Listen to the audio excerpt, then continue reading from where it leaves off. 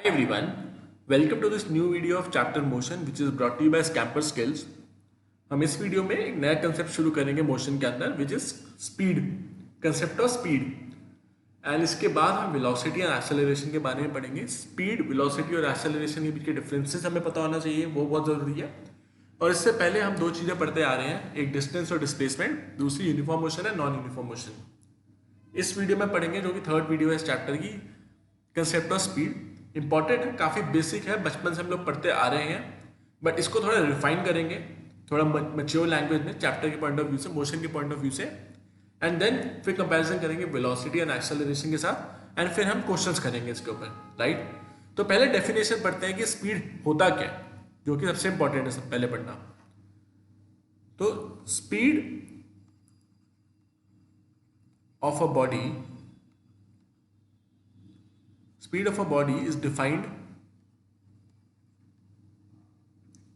as the distance traveled by the body in a unit time, by the body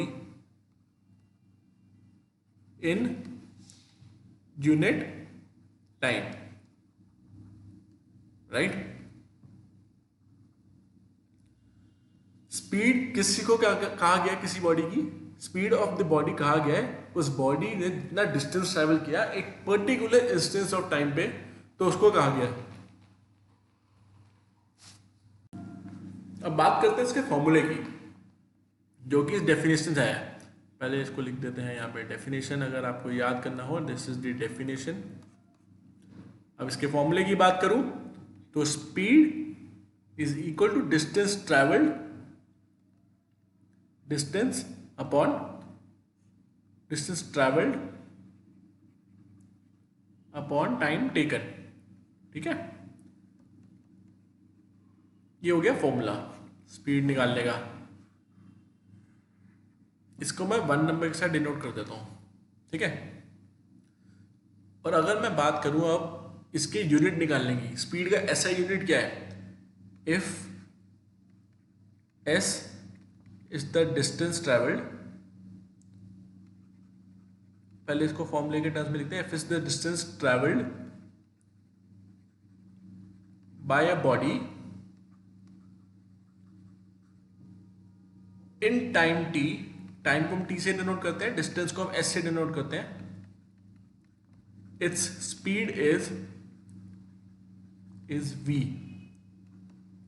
from equation 1 is v is equal to s upon t, right. अब first equation ऐसे भी लिख सकता हूं मैं, अगर मैं स्पीड को डिनोट करता हूं v से, डिस्टेंस ट्रैवल को डिनोट करता हूं s से, और टाइम को डिनोट करता हूं t से, तो इक्वेशन मेरी ऐसे चेंज होगी। और अगर मैं ऐसे यूनिट की बात करूं तो as SI unit of distance is, distance का SI यूनिट क्या होता है, SI unit of distance is metre,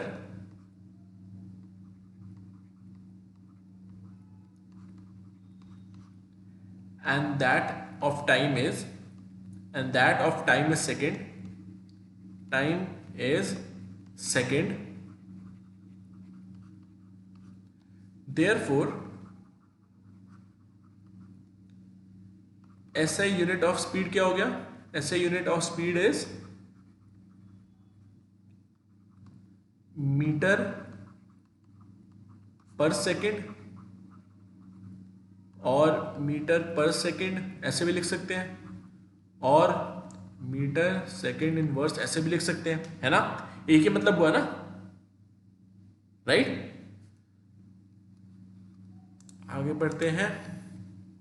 अगर बाय चांस क्वेश्चन में, वैसे तो आपको SI यूनिट के टर्म्स में ज्यादातर क्वेश्चन मिलेगा, बट बाय चांस अगर SI यूनिट के टर्म्स में नहीं दिया हुआ, कई बार क्वेश्चन को ट्रिकी बनाने के लिए एग्जामिनर क्वेश्चन थोड़ा अलग से सेट कर देता है। तो अगर मैं बात करूं when distance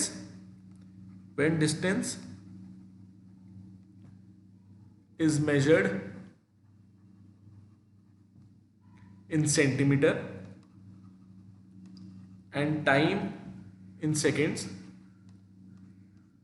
and time in seconds, then the speed is centimeter per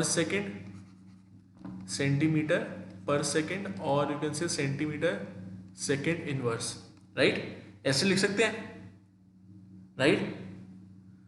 अब बहुत बहुत इंपॉर्टेंट चीज, वेरी वेरी इंपॉर्टेंट,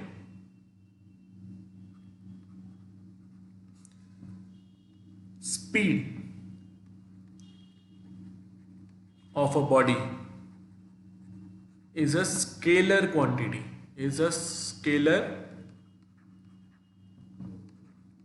ये हमने फर्स्ट वीडियो में भी पढ़ा था जब हमने डिस्प्लेसमेंट और डिस्टेंस पढ़ा था, स्केलर और वेक्टर के बारे में। स्केलर क्वांटिटी कौन सी होती है? जिनका सिर्फ मैग्नीट्यूड होता है, इनका डायरेक्शन नहीं होता। वेयर एज वेक्टर क्वांटिटीज वो होती हैं जिनमें magnitude as well as directions होते हैं। तो speed of a body is a scalar quantity, it has only magnitude. अगर आपने कभी भी मेंशन किया गाड़ी की स्पीड के बारे में कि ये गाड़ी 50 किलोमीटर पर आवर की स्पीड से जा रही थी, तो आपने देखा होगा, नोटिस करोगे कि आप हमेशा मैग्नीट्यूड की बात कर रहे हो, 50 किलोमीटर पर आवर की बात कर रहे हो।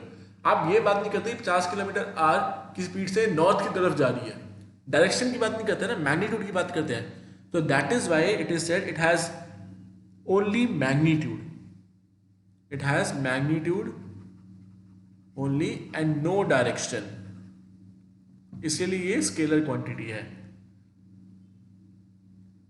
Speed of a body gives no idea about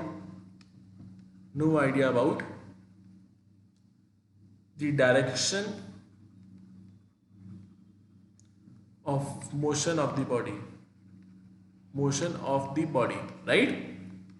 समझ आ गया ये पॉइंट? और सबसे important point, the speed can be zero और positive, the speed can be zero और positive, but it can never be negative, it can never ever be negative. Speed zero हो सकती है, पॉजिटिव हो सकती है। पॉजिटिव अगर कोई भी स्पीड से चल रही हो, जीरो जब गाड़ी रेस्ट पे हो, वो बॉडी रेस्ट पे हो, but it can never be negative. ये बहुत इंपॉर्टेंट चीज है। It can be zero, it can be positive, but it can never be negative, right? समझ आती है चीज? इसके बाद हम पढ़ते हैं यूनिफॉर्म स्पीड और वेरिएबल स्पीड के बारे में। पहले बात करते हैं यूनिफॉर्म स्पीड की। Uniform speed almost on the same line of uniform motion है,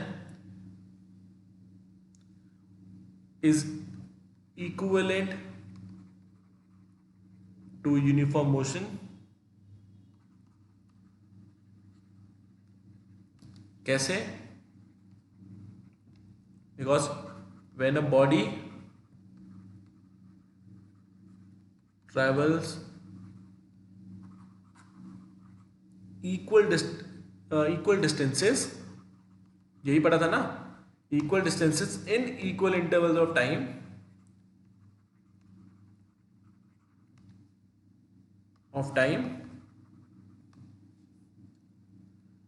the speed of the body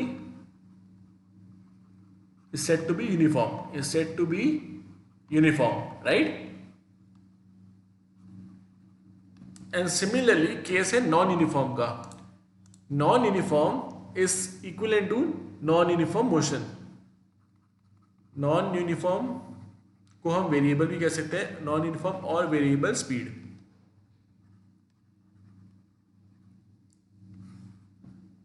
equivalent to non uniform motion, right? जो हमने अभी लास्ट वीडियो में पढ़ा है।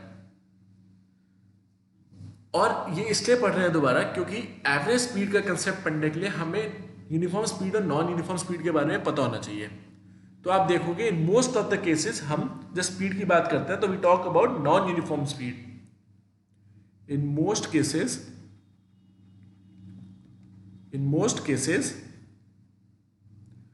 bodies move with non-uniform speed, with a variable speed, है ना। जरूरी थोड़ी ना गाड़ी जब मैं शुरू करूंगा तो वो उसी स्पीड से शुरू हुई, उसी स्पीड से मैंने गाड़ी चलाना शुरू करी और पूरे रास्ते एक ही स्पीड से चलाता गया, ऐसा तो नहीं होता ना। तो ज्यादातर बॉडीज जो होती है they move with variable speed, वो वेरिएबल स्पीड से मूव करती है। तो इसीलिए उनका रेट ऑफ मोशन डिराइव करने के लिए, डिफाइन करने के लिए, therefore we describe the rate of motion, we describe the rate of motion of such bodies in terms of average speed, in terms of average speed, कि हम उसकी average calculate करते हैं। कोई भी बॉडी अगर नॉन यूनिफॉर्म स्पीड से चल रही है, उसकी स्पीड निकालने के लिए कोई फॉर्मूला नहीं होता, उस गाड़ी की हमेशा एवरेज स्पीड निकलती है कि किस एवरेज से वो गाड़ी चल रही है। तो एवरेज स्पीड का फॉर्मूला अब हम पढ़ते हैं। एवरेज स्पीड का फॉर्मूला क्या होता है? Average speed is total distance travelled, क्योंकि अलग अलग डिस्टेंस ट्रेवल कर रहे हैं, unequal distances in equal intervals of time. तो total distance travelled upon total time taken, इससे हम निकालते हैं एवरेज स्पीड, राइट। अगर मैं एक एग्जांपल की बात करूं,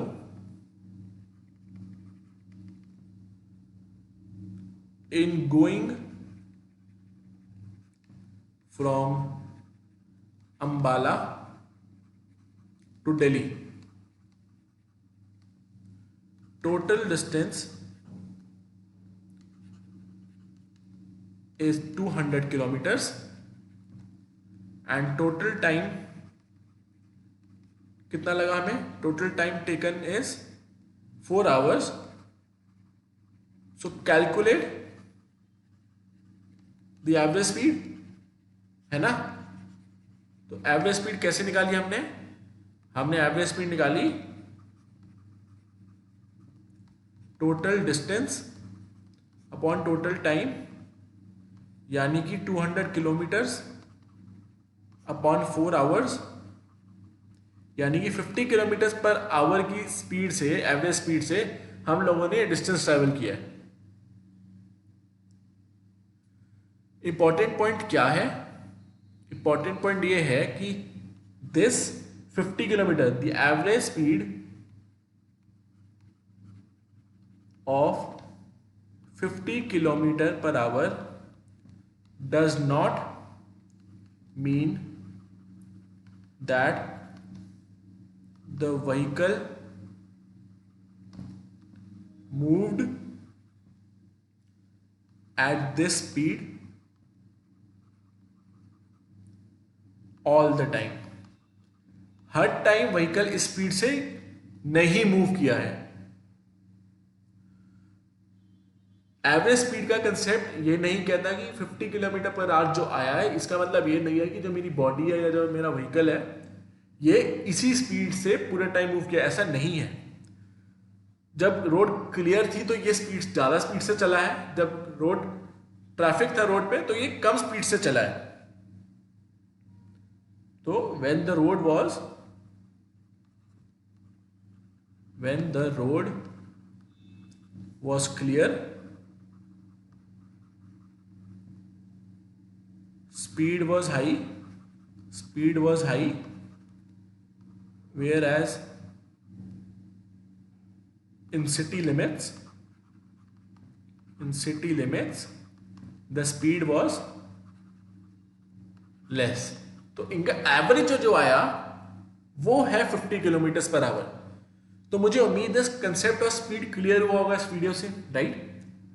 अब हम नेक्स्ट वीडियो में इसके क्वेश्चंस करेंगे स्पीड और एवरेज स्पीड के, और देखेंगे कि एग्जाम में किस टाइप के क्वेश्चंस आते हैं, right. Thank you so much for watching this video. मैं आपसे नेक्स्ट वीडियो में मिलता हूँ। Thank you.